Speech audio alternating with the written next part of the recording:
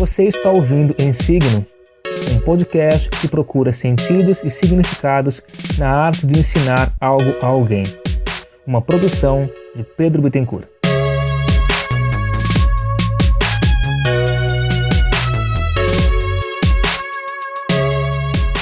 Olá, colega, eu sou o Pedro Bittencourt e esse é o primeiro episódio de Em Signo.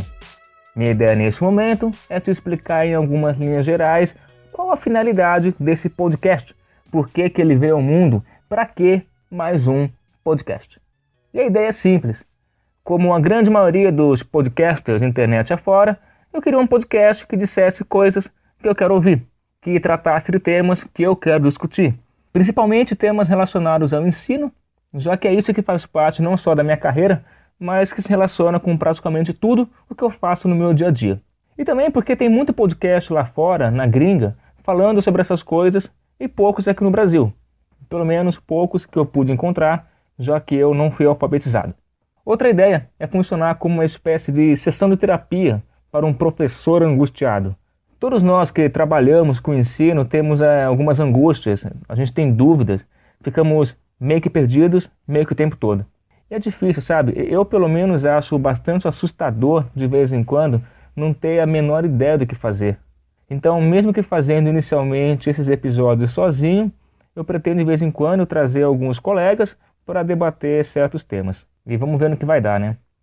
Pois bem, eu pretendo lançar 3 episódios por mês nos dias de final 7.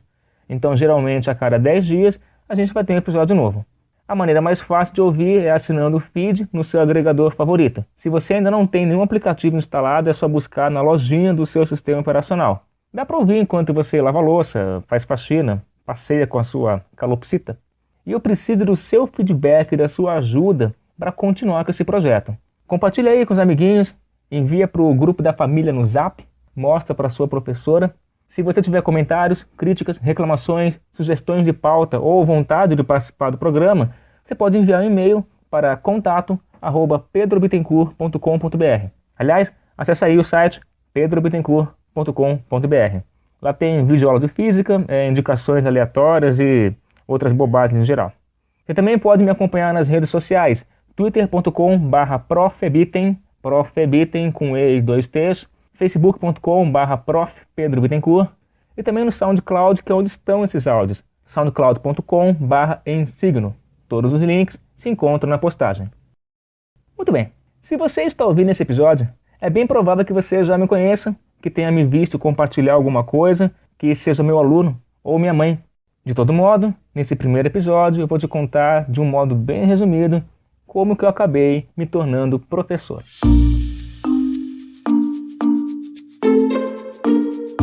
Segundo relatos dos meus pais, eu comecei a ler ainda em casa. Foi o papai quem ensinou. Acho que eu tenho uma vaga lembrança de ler Caixa de Leite na cozinha da casa, mas pode ser uma impressão porque eu ainda tinha em torno de 5 anos de idade, algo nesse sentido. Eu entrei na escola com 2 anos, fiz o maternal, Jardim 1 e Jardim 2, na Casinha Pequenina, em São Bernardo do Campo. Nem sei se essa escola ainda existe. O pré, atual primeiro ano, eu estudei na Escola Municipal de Ensino Fundamental Santos Dumont, em Santo André. Me lembro do primeiro dia, eu fiz um puta escândalo para entrar na escola. Não queria largar minha mãe e tinha medo dos meus colegas. E eu ainda tenho medo dos meus colegas. Eu fiz o primário, que seria o antigo Fundamental 1 em Santo André, na Escola Estadual de Primeiro Grau, Deputado Valentim Amaral. Popularmente complementado com o jargão entra burro e sai animal. Genial, né? Nessa fase, eu começo a me recordar um pouco melhor das coisas. Na primeira série, minha professora acreditava que eu não estivesse no nível da turma. Ela queria me colocar na segunda série. Minha mãe achou uma péssima ideia. Essa discrepância, entre aspas, de acompanhamento escolar se dava provavelmente pelo fato de eu já estar alfabetizado e o resto da turma ainda não. Ou seja, eu não estava nem um pouco adiantado e, portanto, não acompanharia bem o ritmo da segunda série. Além, obviamente, de todas as implicâncias sociais que isso ia trazer para mim. Ser muito mais novo, no meio de colegas mais velhos, com brincadeiras mais pesadas, me sentir deslocado de todo mundo, etc. Certamente foi a escolha correta. Imagina só para efeito de visualização, que minha mãe tivesse permitido que eu tivesse pulado e, contra todas as estatísticas, eu não tivesse reprovado em nenhum ano e conseguisse ingressar na graduação assim que terminasse o ensino médio, o que de fato aconteceu. Eu estaria dentro de uma universidade, com 16 anos de idade, prestes a completar 17. Eu teria sido massacrado. Obrigado, mãe. Até que eu gostava daquela escola. Eu fiz a primeira série de manhã, mas não me dei muito bem com os coleguinhas, porque as brincadeiras eram muito maldosas. Crianças podem ser muito maldosas.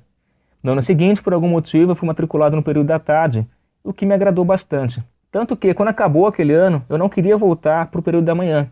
Não expliquei direito para os meus pais quais eram os motivos, por uma questão de vergonha talvez, mas fiz o possível para me manter estudando à tarde.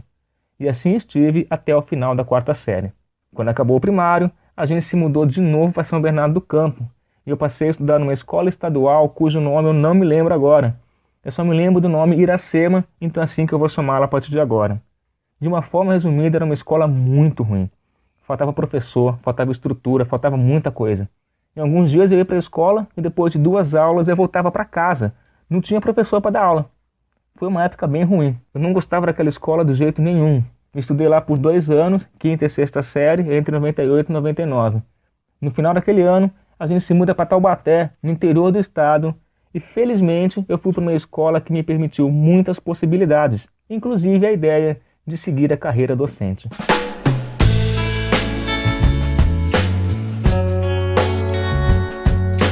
Como mencionado, saí de Iracema e passei a estudar no Colégio IDESA, Instituto Diocesano de Ensino Santo Antônio. Essa aí, pelo menos, não tinha nenhum apelido que eu me lembrasse. Era a minha primeira vez numa escola particular. No interior do estado, o custo era muito mais baixo do que na região do ABC. Meu pai estava com um emprego mais razoável e finalmente podia pagar por um ensino supostamente melhor. Foi lá, provavelmente, que eu passei a estudar melhor e voltar a gostar da escola. Eu sempre fui um aluno bastante aplicado, diligente, o famosíssimo CDF. E parte dessa responsabilidade de aluno eu tinha perdido nos anos anteriores. Até mesmo porque a gente estava entrando na adolescência, né? Mas isso se recuperou em boa medida nesse período. No ensino médio, eu tive a oportunidade de entrar em contato com um número maior de professores e de áreas do conhecimento. Isso me abriu perspectivas, porque até então eu nunca tinha pensado na ideia de ser professor. Eu me interessava bastante por matemática, por física. De forma paralela, tinha interesse em computação, design, música.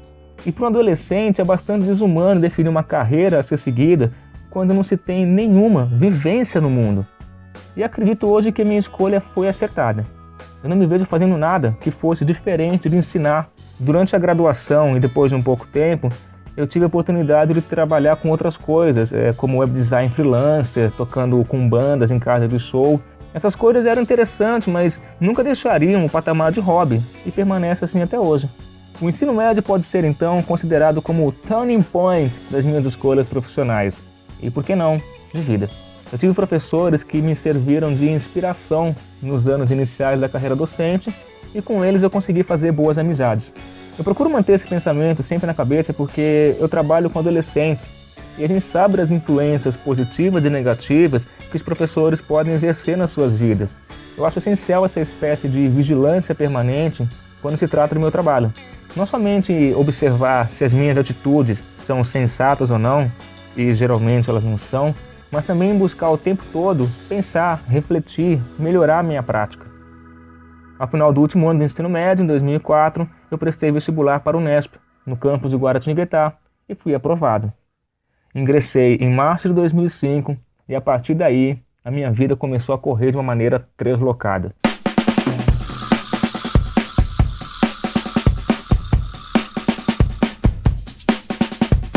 Foram 4 anos de intensos estudos e quebra de paradigmas. A graduação me obrigou a olhar para a física, a olhar o ensino, olhar os estudos de uma outra maneira, completamente diferente daquela na qual eu estava inserido. Eu costumo dizer que nessa época eu aprendi a aprender. Foi quando eu comecei a estudar de verdade. Isso não significa que eu não estudasse antes, na época do colégio. Eu apenas percebi que eu estudava errado. Por exemplo, após as provas, pouca coisa ou quase nada se mantinha como conhecimento de verdade. E hoje em dia, mesmo lembrando de cabeça apenas 10% do conteúdo de cálculo 1, por exemplo, eu tenho plena capacidade de abrir um livro e estudar novamente, com uma certa facilidade, me recordando de coisas antigas e incorporando coisas novas. E acho importante dar ênfase nisso, sem querer soar redundante. Não sei se foi apenas o desafio epistemológico imposto pela graduação, ou se foi apenas uma questão de maturidade, ou as duas coisas juntas, o que é mais provável. De qualquer maneira, essa busca por conhecimento, iniciada nos anos da graduação, permearia também o começo da minha carreira docente, com o estágio supervisionado obrigatório. Eu optei por realizar esse estágio no colégio em que eu havia me formado, por questões práticas e óbvias, né? Tinha um bom relacionamento com os professores de física e recebia excelentes orientações. A maior parte do tempo eu passava assistindo às aulas e observando. Eu tive a oportunidade também de ministrar algumas aulas no meio do estágio, sobre leis de Newton e sobre o princípio de Arquimedes. Esse estágio foi realizado durante o ano 2007, enquanto eu ainda cursava o terceiro ano da graduação. E nessa época, as minhas preocupações estavam se deslocando um pouco do entendimento da física pura para o ensino de física, principalmente no que se referia à transposição desses saberes. Enquanto eu estudava, por exemplo, termodinâmica e introdução à física e estatística na faculdade, eu pensava em como contextualizar conceitos de pressão de um gás para os alunos do ensino médio. Era um exercício mental muito interessante. No ano de 2008, eu comecei a trabalhar como plantonista e corretor de atividades num colégio da rede particular em Taubaté também. E acredito que esses anos de 2008 e 2009 foram os mais produtivos na questão intelectual para mim. Durante o dia, eu permaneci no colégio, vivenciando o mundo escolar. À noite, eu estava imerso no mundo acadêmico da graduação, discutindo com meus colegas questões de física e de ensino. De forma paralela, começava a delinear também a minha pesquisa para o trabalho de graduação. Em 2009, eu comecei a lecionar efetivamente em um outro colégio em Taubaté. Eu trabalhava como professor de Física e Química do ensino médio e dava aula de Ciências no 9º ano do ensino fundamental.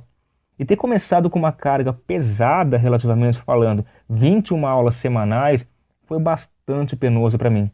Eu não tinha terminado a faculdade e, além do mais, eu ainda continuava como professor plantonista e de reforço na outra escola. Eu passava o dia todo trabalhando e, à noite, preparava as aulas dos dias seguintes.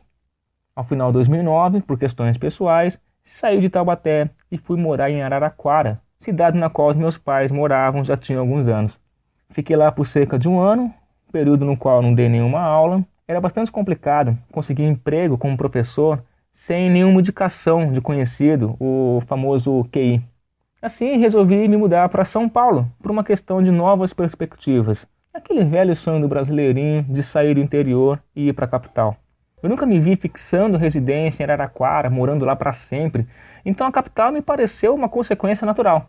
Ao final daquele ano, 2010, entrei em contato com alguns conhecidos, viabilizando assim minha mudança. Em 2011, já em São Paulo, comecei a trabalhar com aulas particulares assim que fixei residência. Após poucos meses, comecei a trabalhar também numa empresa com desenvolvimento de material didático, no modelo de videoaulas. Com os contatos de lá, passei a dar aula em outras escolas da rede privada de ensino, todas elas localizadas na zona oeste de São Paulo. Passei por aulas de matemática, física, desenho geométrico, informática. Trabalhei com ensino médio, Fundamental 2 e, acredita em mim, cheguei a ficar um semestre no Fundamental 1. Foi incrivelmente difícil. Eu admiro demais quem tem competência e estudo para dar aula nesse nível de ensino. Eu não tenho. Eu tentei um mestrado, assisti aulas durante 1 ano e meio, mas falhei na missão. Essa ainda é uma ferida aberta que vem sendo trabalhada na terapia há alguns anos e quem sabe algum dia eu terei coragem para conversar a respeito. No momento, eu trabalho principalmente com aulas de física no ensino médio. E como essa vida é às vezes meio ingrata, eu estou sempre tentando alguma coisa nova, um projeto, uma ideia. A maior parte morre antes mesmo de nascer. Eu sou daqueles que não vê o copo meio cheio ou meio vazio, eu sequer vejo copos. Mas, entre uma desistência e outra, eu sou estimulado pelos alunos a tentar. Então, a gente tenta, né? Esse podcast é para você, amigo ouvinte, mas, essencialmente, ele é para mim. Uma alternativa àquela incômoda pergunta que ecoa na minha cabeça todas as manhãs. Será que eu quero continuar dando aulas? Mas isso aí a gente discute em outro episódio.